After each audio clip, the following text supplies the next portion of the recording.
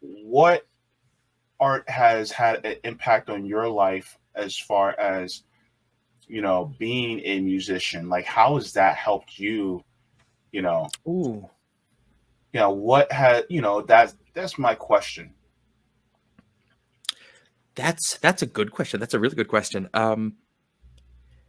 It's funny what you said there. Since I've started making political music, which really kicked off beginning of quarantine, Okay. um, I've become so much more acutely aware of how little of it there is.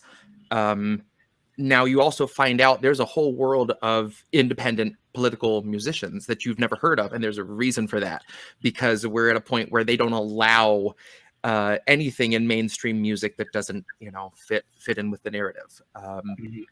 So it's few and far between when you find someone that's willing to say something that you're genuinely, impressed by, that they're able to try to toe outside that line. Um, Mhm.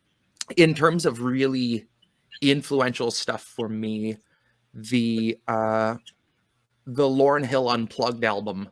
When I first got my hands on that, I was probably 17, and it was the first time I heard someone playing an acoustic guitar and putting just the most fantastic verses of spoken word rap kind of fusion over it. Her poetry is just phenomenal, and it was so stripped down. It was just as raw as it could get, and that really speaks to me too. What someone can do without a whole lot of extra effect, just their voice and their passion. So that was one that was really a huge influence. I would say in terms of what I'm doing now, that was the first time I heard someone taking this kind of just gut punch poetry, sitting down with an acoustic guitar and having it hit like that. Mhm. Um, yeah, that's the biggie, I think, for the influence now. Yeah, I mean, the thing is that, and I'm late as hell to some of these things, and you start to think of a lot of activists who were also musicians and artists, and how their voice gives rise and can activate people. Like, Hmm. hell, and people. I know this is not one of the best examples, but Michael Jackson actually made a song about, environment. Hmm. A lot of people, they probably heard it before. It's called Earth Song. Hmm. And I'm like, that song was just like, whoa. Or then you go to um oh my god, he did a song called The Man in Black. I'm forgetting his Oh, name. Johnny Cash. Yeah, Johnny Cash. Yeah. Johnny Cash actually created a song that, talks about why he wears black. And I'm just like, Hmm. and it talks about, the people who are incarcerated, the people who are impoverished. And I'm just like, Hmm. we need this, you know? Yeah. It's Well, you amazing, remember isn't it?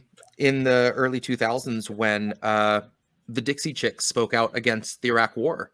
And I mean, people Hmm. just wrote them off. People all of a sudden turned on them so hard because that just wasn't what you did at the time. Hmm. And it takes an incredible amount of conviction to do that when you know it's going to cost you the majority of your fan base. That's big. And I feel like now that's kind of what keeps me honest, is that I'm not writing songs that are really marketable. No one's going to want to try to slap an ad on on one of my pieces. Hmm. And in keeping with that, I all my stuff on Bandcamp is free. It didn't feel right to like have a paywall between you being able to have these songs if you want them and download them. I didn't want money to get in the way of that, because that's not what it's about. Um, but yeah, it's interesting when you try to find an avenue for music that is that political. I've learned that it's better to work in politics spaces and say, here's my commentary. It just happens to rhyme, or it happens to be over music, rather than going into music spaces and be like, here's a 5-minute song about politics. Like, nobody wants that. Your reactions are just so different. It's night and day. It really is. So Yeah. that's kind of where it started, was coming to political circles. And I had a couple songs, and it was so well received, and I found this community that I really needed, of like-minded people that realize what we're up against, Hmm. and as such, now that's who I write for. So I kind of pride myself on stuff that doesn't talk down to you, that knows that you know what we're dealing with. It feels more fitting to write music that is to kind of re-energize people that are already in the fight, because the burnout is real. Oh yeah. And people that, you know, it helps you kind of keep that fire going and stay engaged, versus a song that's trying to convince someone of something that they are dead set against, you know. Yeah. And that said, music is still, like you said, music is a really great way to get through to people. But I felt like my direction is more people that are kind of already in the trenches, than people that are on the outside. Yeah. It's a very different song that you would write for those two people, you know. Well, that's a good point. You know, and let's expand on this, because how did you, what woke you up? You know, I know the whole phrase woke is now becoming pejorative. Where originally it was Yeah. actually a positive term that was created by Yes. Black people. Enlightened. I mean, that's, yeah. But my question is, how, you know, what affected you to push you into this direction? Because a lot of us, you know, a lot of people will talk about, it happened in 2015, 2016. Some of us were awakened by some of these things. But when did it happen for you? How in the hell did you? I mean, I've mentioned in a couple songs, I voted for Obama twice. I was someone that I was so, I mean, I love a good speech. And I remember watching Obama's acceptance speech and just crying my eyes out, like, oh my God, someone gets us, like things are going to change. And then that hard 180, like so many other people, you know, it's a slow process. I mean, some people, it's taken them decades to learn that they're being duped, and they're still not ready to give it up yet. But I was a big Bernie supporter. And when the 2020 election came around, that's when I started doing all this at the beginning of 2020. You know, I've been a musician my whole life, and I've written some pieces that talked about politics kind of here and there, but nothing that was like that was the subject matter 100%. When quarantine happened, I was laid off. I knew I had a job to come back to, but I didn't know how long I was going to be without. I was able to get on unemployment, and I just had this period of time to kind of wait it out. And I was like, what better time than now to say whatever I want to say in a song, to write about everything that's going on. And the first album I put out, The Virus, was written between March and May of 2020. And the songs are on there in the order I wrote them, so it's chronological. And you can hear in the beginning this fear that they're going to cheat Bernie again.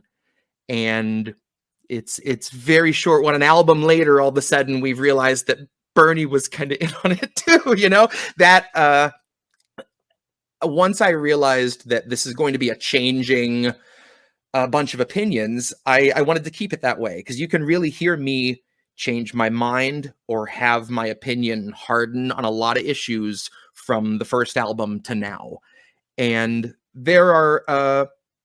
there's one piece in particular on that first album that at the time I was like, why is it so hard for people to wear a mask going out somewhere? It's only for a couple weeks. And wasn't long before I'm like, oh, it's so much more than that, you know?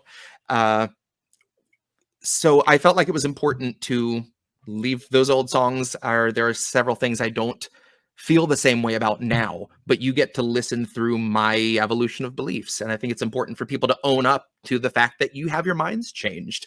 You know, none of us kicked off as enlightened as we are now about things. It's definitely a process. So I would say really 2020, watching everything unfold, watching Joe Biden be forced on us, and finding this community of people that saw it too.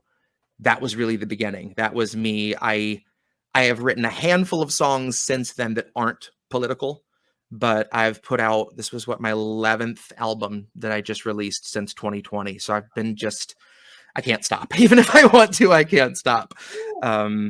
So yeah, it just really opened up the floodgates. That was it. Having that time and finding these people and realizing that, you know, especially I have a son that's 6, and I feel like if I am not speaking up now and doing whatever I can to just help wake people up, and keep people going, I can't forgive myself, because I know what he's going to be up against down the road. So that was really the big turning point for me.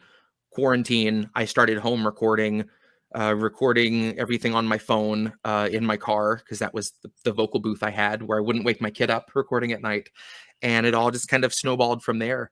So that was watching it go from, they might cheat Bernie, right in Bernie, to like, uh-oh. It's a very short pipeline to, I have a piece last year called Shepherd of Hopes that was all about Bernie 24, and don't fall for it again. Don't fall for the siren song. And if you'd have told me in 2020 that I was going to be writing that kind of piece, I don't know if I would have believed you. But again, I think it's important to have your whole evolution of belief and policy it's not set in stone. It's I think important for people to be like, hey, I changed my mind, or I was wrong about something. That's we don't see a lot of it now, but it's really refreshing when you do. So yeah, you pressed on something that is definitely happened to me. If you were to tell me, oh gosh, 2.5 years ago, that I would be as far left as I am now, I would have been like, yeah, exactly, smoking something, exactly. Yeah. But here I am, and is the I think the thing, part of it is awareness of what's going on around you, awareness of the historical analysis of all the things that have happened over time. And so as we get to a point, we start to realize, oh, we're not the good guys, right? It's not the good guys. Yeah. A lot of the people who are pegged as bad guys aren't actually bad guys. And then you start to realize, oh, if we put this person in power, they're not actually in power. They're really just employees of the people in power, which is us. Yep. And then they tell us look, you guys are going to hear me read this on Asada Shakur's book. I do readings from her book on my channel. And she read something that I was just like, whoa. And I'm just going to read this 2 sentences from Asada Shakur, if you don't mind. No, please. Asada Shakur says, only a fool lets somebody else tell him who his enemy is. Yeah. And then she says, it's got to be one of the most basic principles of living. Always decide who your enemies are for yourself, and never let your enemies choose your enemies for you. Oh, God. Yep. And my thing is, when I read that, and I'll be that reading will be uploaded tomorrow. But nice. I was just like, what? Yeah. The thing is that who are your enemies? Because the thing is that people, it's like, think about how you're being treated in this country right now. If they're allowing you to die because you don't have health care, if they're allowing you to starve, if they're allowing you to go homeless, if they're allowing you to go into extreme debt just to get an education, and then that education doesn't work out the way it's supposed to because you're not making enough money to do it, are they really your friends? Are they really your partners? That's my question. Because the thing is that it feels like, for instance,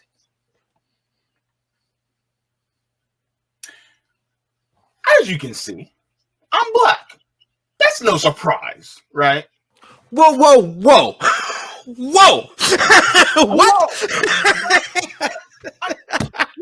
I know. I'm gonna need a minute. I know. I'm black. Right? It's weird, right? People just now finding that out. Everything I thought I knew about the world. You didn't know. Anyway, So the thing is I have seen how my ancestors were treated in this country. What makes one think that has actually changed? Yeah. So the thing is that it's not missed upon me that I am still being surrounded by enemies. Mm-hmm. The thing, though, is that all the people who are also enemies of these corporate dictators, as I like to call them, mm-hmm. they're all realizing that they are the enemies too. And so what I'm coming to realize is I can't let my enemies tell me who my enemies are. Exactly. Like, they're fooling you. They're fooling you to tell you that, oh, this this economic system that other countries are doing, oh, that's bad. It's like, but what about this economic system? Because I'm starving under this economic system. I'm housing insecure under this economic system. I don't have healthcare under this economic system. I have family that's going starving in this economic system. I don't have a proper education in this economic system. What is there that actually is working for me? And they'll say, well, all you got to do is do these steps. I did those steps. Yep. I did those steps. Yep. And it still hasn't worked. Why are you fooling me? Stop bullshitting me. And that's the thing that a lot of people don't really get. You know, and I think that's something that you are awakening people. And first of all, I want to thank you for that. Because we need more of you. Like, everybody, this is why I have Jesse on. Because I want to encourage you to do what he's doing. See?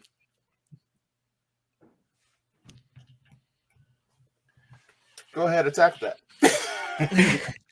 I mean, for what it's worth, I just use GarageBand on my phone. Anyone can do it. I encourage you, get a mic and sit down and just yell and see what happens, you know? You'd be surprised. I mean, yeah. And one of the things that I think is, like, for instance, there was a song that really just got me, like, in a good mood. Like, if I want to hear it, it gets me in a good mood. Mm. It's Nina Simone's Feeling Good. Birds flying high, you know how I feel. Oh God, I've been needing to kick the last couple of weeks. Once you start, and then once those lows, oh man, her lows, they just rattle in your chest. It's so good. Oh my gosh, I'm just like, yo, I honestly wanted to make, like, it made me want to make a movie and have that part of the soundtrack. Mm-hmm. And it's like, as soon as she says, and I'm feeling good, dun, dun, dun, dun, and you see my face and I start to smile. And then next thing you know, you see like this montage of me getting ready for the day and going outdoors and traveling through town, and you see the credits, starring this person and starring that person, and then by the time the song ends, when she's she's doing her runs at the end, you see like the city moving really fast, and you see the sky going into dawn, into dusk, and you see the sun going down.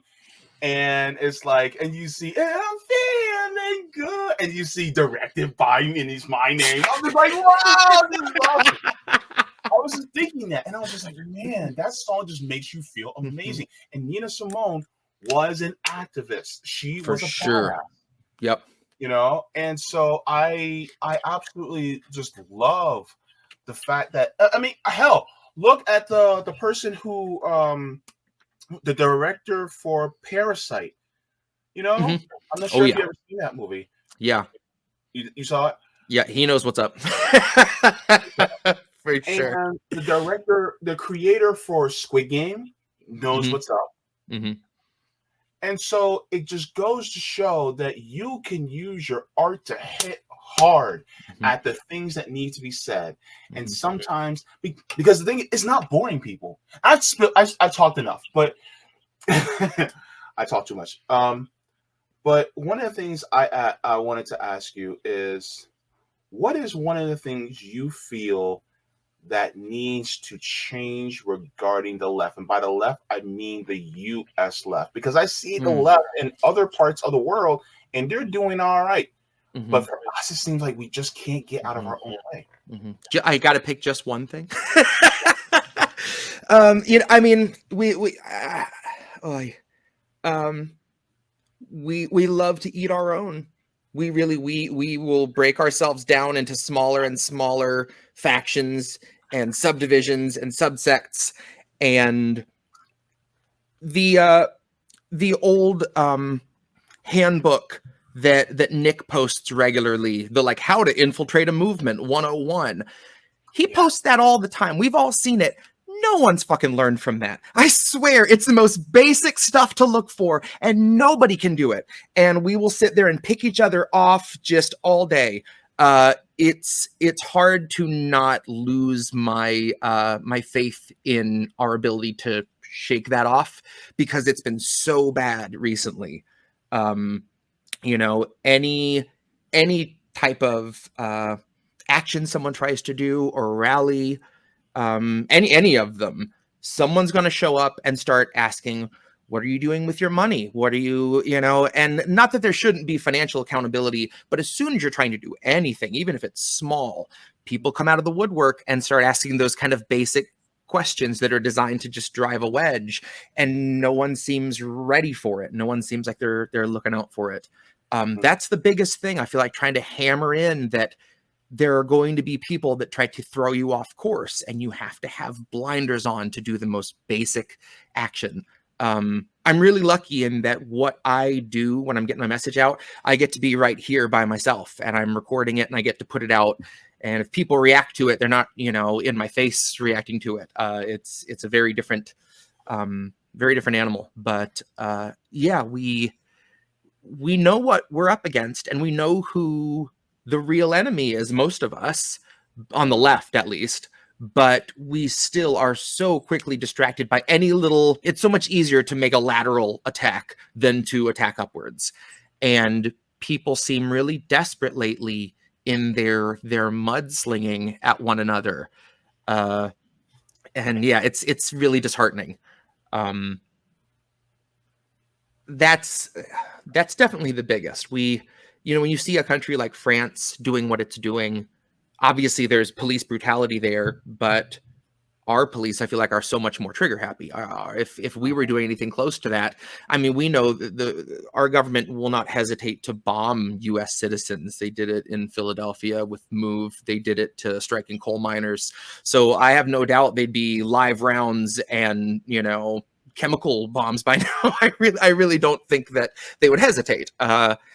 And that's a big part of it. It's hard to get that kind of movement out when, I think, if a couple hundred people were out in a city, we would see a really, really violent police response. That we've been kind of passively letting them just build up these massive budgets and all this army hand-me-down equipment. And I think we're at a point in this country, it's going to take a lot of us at once to be able to make a dent in the kind of violence that's waiting for us when we do.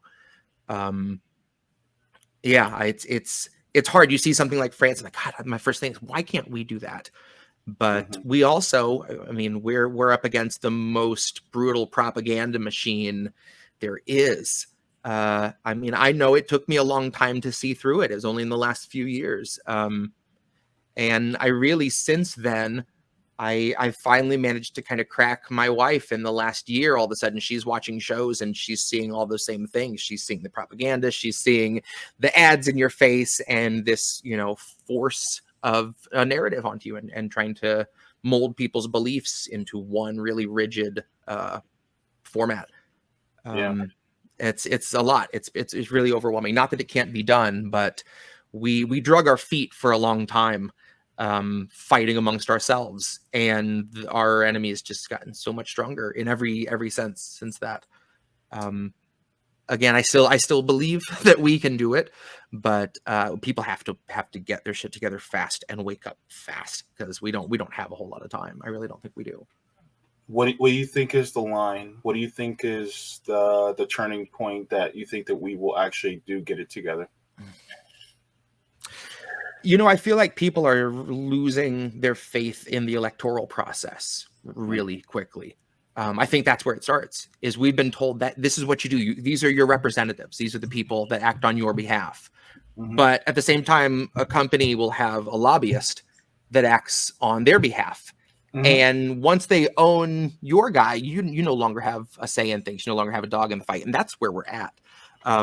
When I'm at work, I meet an awful lot of Midwest truck drivers, and you usually don't have to guess their politics. But if I start talking with them about how working people are getting screwed over, how we're being forced out of our homes, how we're being starved, how we're being, bled dry for healthcare, they agree with all that. We are on the same page. It's as soon as you mention a politician or a political party that all of a sudden they're inflamed. That's the difference. Those few things that are there to divide us still work. But when you talk about what we're going through and how people are suffering, no one can argue that. No, it's you can't look at something like East Palestine and say, yeah, our government has our best interests at hand.